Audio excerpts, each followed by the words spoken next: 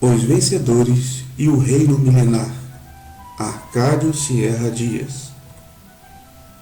Os Vencedores e a Salvação. Primeira parte. As três partes do homem. Para compreender melhor o que significa ser um cristão vencedor, é necessário conhecer que o homem está composto não de duas, mas de três partes: espírito, alma e corpo. Quando Deus fez o homem, varão e mulher, o fez pensando em seu filho e pensando na igreja, porque não era bom que seu filho estivesse só, mas que tivesse uma esposa idônea. Deus fez o homem para chegar a ter uma família, um lugar, e edificar uma casa para morar eternamente. E Deus fez o homem com o propósito definido e dotado das partes convenientes para que pudesse cumprir esse propósito. Deus queria que o homem fosse semelhante a Cristo. De Gênesis 2:7. Então formou o Senhor Deus ao homem do pó da terra. Ele soprou nas narinas o fôlego de vida, e o homem passou a ser alma vivente. Analisando um pouco, vemos que do pó da terra formou o corpo do homem. Em suas narinas soprou fôlego, hebraico, neshamaj, vento, espírito, de vidas.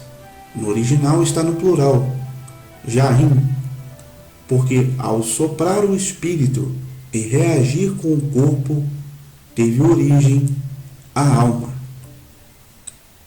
E o homem veio a ser então um ser vivente, hebraico, nepesh, ayah, ser vivente ou alma vivente. Portanto, na regeneração, o homem veio a ter várias classes de vidas: vida biológica no corpo, vida psíquica na alma e vida zoé ou pneumática no espírito, que é a vida divina, a vida não criada, a vida eterna que nos deu Deus no dia da nossa regeneração. Pois sem a vida do Senhor, o espírito humano existe, mas não tem vida divina. Lemos em 1 Tessalonicenses, capítulo 5, versículo 23. O mesmo Deus da paz vos santifique em tudo, e o vosso espírito, alma e corpo sejam conservados íntegros e irrepreensíveis na vinda de nosso Senhor Jesus Cristo.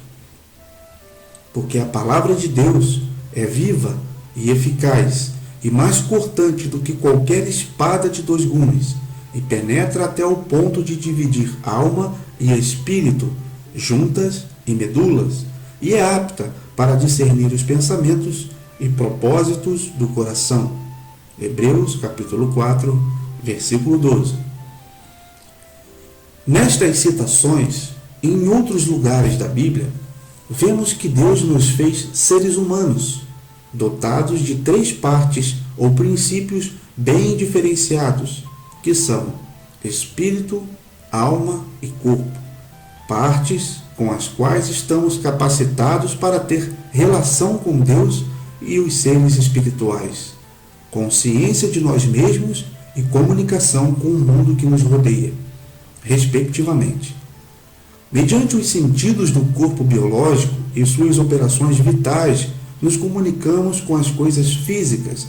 Mediante a alma, temos consciência de nós mesmos, pois na alma estão assentadas o conjunto de funções psíquicas próprias de nosso ego e que determinam na nossa personalidade, tais como a mente que gera os pensamentos, a vontade para tomar as determinações e as emoções que são relacionadas com o amor, o ódio, a tristeza, a alegria, a amargura, o gozo, a introspecção e etc. Ou seja, a mente determina o que penso, a emoção o que sinto e a vontade o que quero. Mediante o Espírito, temos comunicação com Deus. Quando somos regenerados pelo Espírito de Deus, com base no haver crido na obra redentora do Senhor Jesus na cruz, uma vez que temos crido, somos regenerados, nascidos de novo no Espírito, porque Deus nos faz partícipes de sua vida eterna, de sua natureza divina. 2 Pedro, capítulo 1, versículo 4. E vem morar em nosso espírito por seu espírito. Nosso espírito humano, para ter essa relação íntima com Deus, está provido de certas faculdades tais como a intuição, a consciência e a comunhão. O Espírito Santo mora no espírito do crente. O espírito humano foi projetado para que more nele o Espírito de Deus. Diz em Romanos 8, 9 e 10: Vós, porém, não estáis na carne, mas no Espírito, se de fato o Espírito de Deus habita em vós. E, se alguém não tem o Espírito de Cristo, esse tal não é dele. Se, porém, Cristo está em vós, o corpo, na verdade, está morto por causa do pecado, mas o Espírito é vida por causa da justiça. De conformidade com a palavra de Deus, temos sido feitos assim pelo Senhor, para que dentre todos os homens, os que creem no Senhor Jesus Cristo, os redimidos pela obra do Senhor Jesus na cruz, e ressurreição e ascensão, e que compõem a igreja, seja um templo santo de Deus. E o Senhor Jesus está edificando esse tabernáculo entre nós, os redimidos. Não sabeis que sois templo de Deus e que o Espírito de Deus habita em vós? 1 Coríntios, capítulo 3, versículo 16. O Novo Testamento fala da construção do tabernáculo verdadeiro.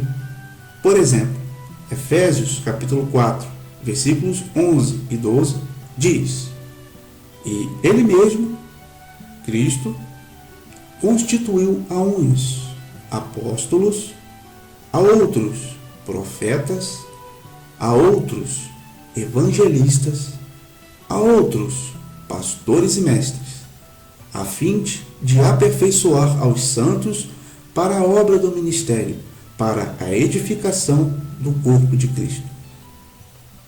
No Antigo Testamento, encontramos um tipo, ou uma maquete, ou figura deste verdadeiro templo do Senhor.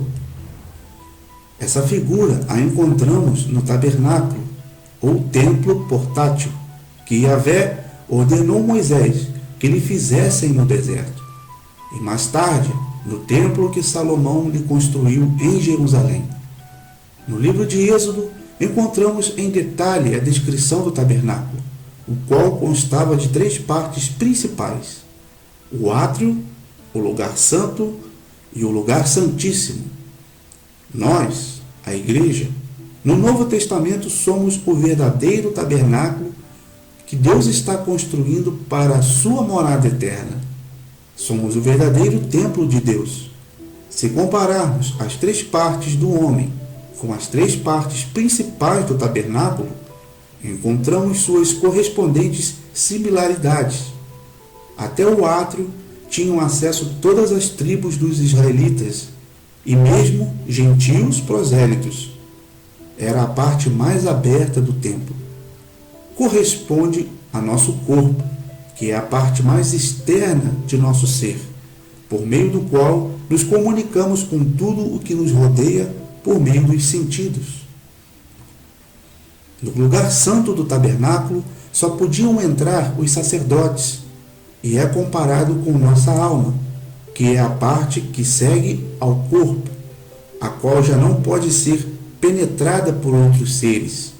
A alma tem sua intimidade, a intimidade de nossa própria personalidade. No lugar santo do tabernáculo estava o candeeiro de ouro, a mesa e os pães da proposição, e o altar de ouro de incenso. Até ali podiam entrar os sacerdotes a ministrar ao Senhor e oferecer-lhe azeite, incenso e pão, mas não o resto dos israelitas.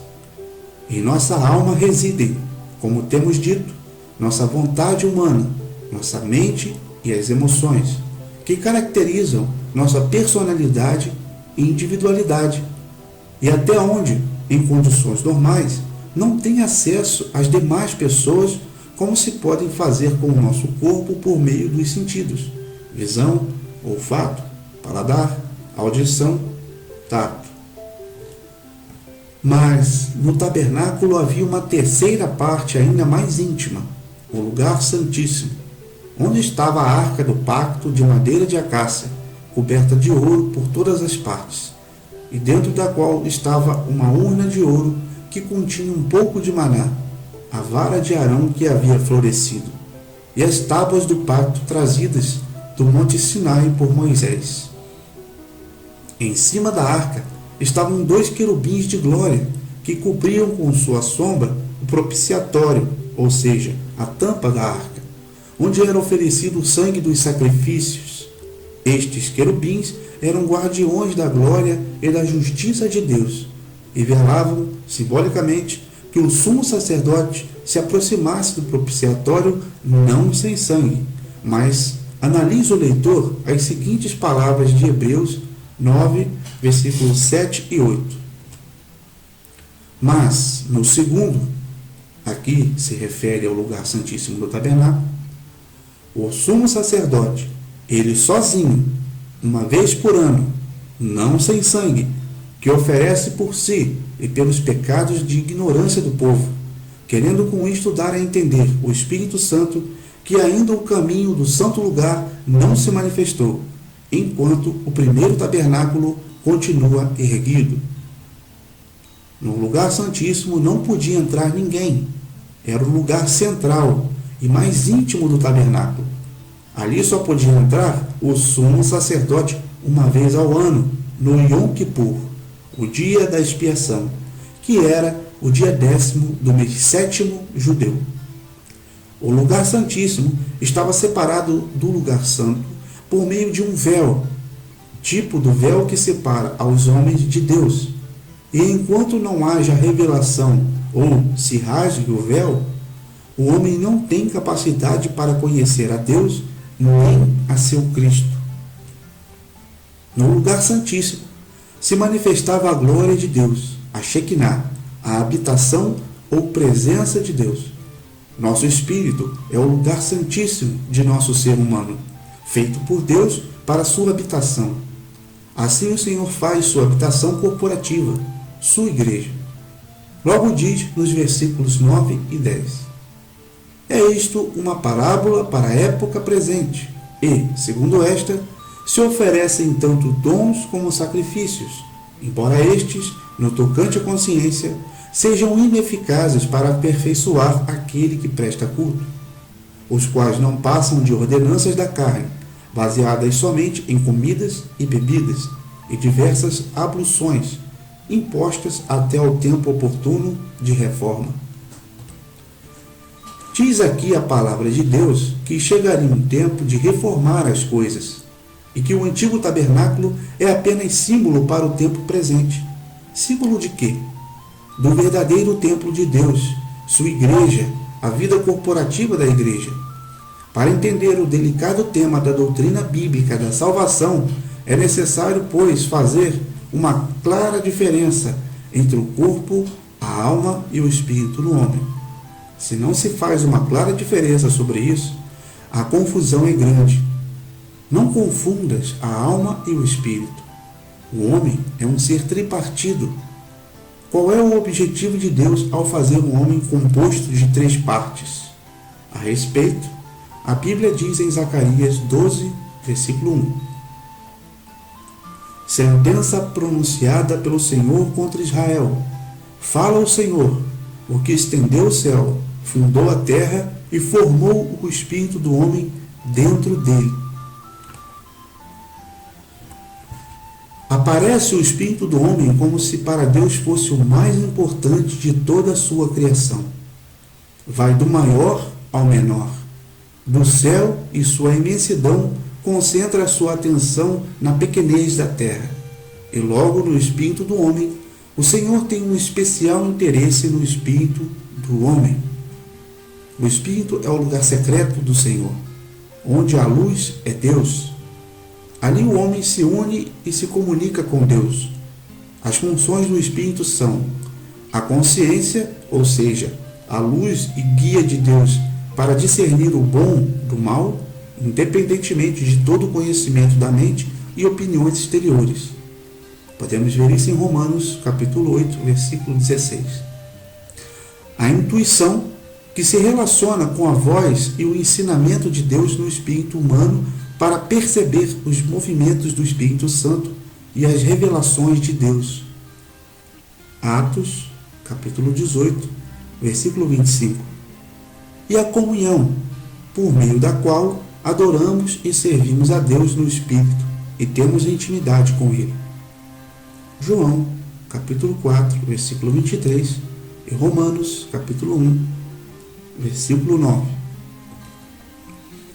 A alma é o eu da pessoa, pois ali está a sede de sua personalidade, dado que é o assento da mente, pensamentos, vontade, faculdade de decidir, de onde emana sua responsabilidade e seu poder de decisão, e as emoções da alma, que são seus afetos, seus sentimentos, suas paixões, ou seja, nossas simpatias e antipatias. Na alma estão todas as faculdades que determinam nossa individualidade e nossa personalidade. A alma, como sede da vontade e personalidade do homem, enlaça e fusiona o corpo com o espírito, e por meio da alma, o espírito pode submeter o corpo à sua obediência, a fim de sublimá-lo, mas pode suceder o contrário. Por meio da alma, o corpo pode atrair ao espírito para que ame ao mundo e as coisas que estão no mundo, mas o anterior depende da vontade do homem, assentada na alma. O cristão deve ter clareza e saber diferenciar e separar as funções do espírito e as da alma. Não confundir, por exemplo, os meros pensamentos da alma com a intuição do espírito. Hebreus, capítulo 4, versículo 12.